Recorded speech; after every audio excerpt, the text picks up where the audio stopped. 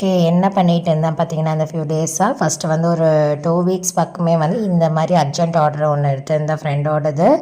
ஃப்ரெண்டோடைய வந்து sister in law marriage. So அவங்களுக்கு எல்லாம், அப்புறம் ஃப்ரெண்டுக்கு, ஃப்ரெண்டோட அம்மாவுக்கு, அப்புறம் மதர் இன் லா எல்லாத்துக்குமே பண்ணோம். 2 ப்ளவுஸ் மாதிரி ஒர்க்கு, சிலதெல்லாம் ஸ்டிச், இந்த மாதிரி எல்லாமே மிக்சடு இருந்தது. எவ்வளோ ஃபாஸ்ட்டாக முடியுமோ அவ்வளோ கொரியர் பண்ண சொன்னாங்க. ஏன்னா லாஸ்ட் மினிட் தான் எனக்கு எப்போவுமே வரும், அது என்னே தெரியல. ஸோ எவ்வளோ முடியுமோ எல்லாமே பேக் பண்ணி சேலம் கொரியர் பண்ணணும். ஸோ முடிஞ்ச அளவு பண்ணிவிட்டு லாஸ்ட்டு ஒரு 2 மட்டும் பெண்டிங் வச்சு அவங்களுக்கு எல்லாம் ஒருத்தவங்க ஃபங்க்ஷன் போகிற மாதிரி இருந்தது. அப்போ நான் டெலிவர் பண்ணிட்டேன். முடிஞ்ச அளவு பேக்கிங் எல்லாம் பண்ணி அப்புறம் 8 kg பக்கம் வந்தது.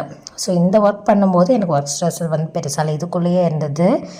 இந்த ஒர்க்கு பண்ண தான் ஐம் காட் பீரியட். அந்த ட்ரிங்க் குடிச்சினாலும் 1 வீக் அப்புறம் நான் டே 2 ஆகிட்டேன். ஸோ ஒர்க் ஃபினிஷர் பண்ணியாச்சு.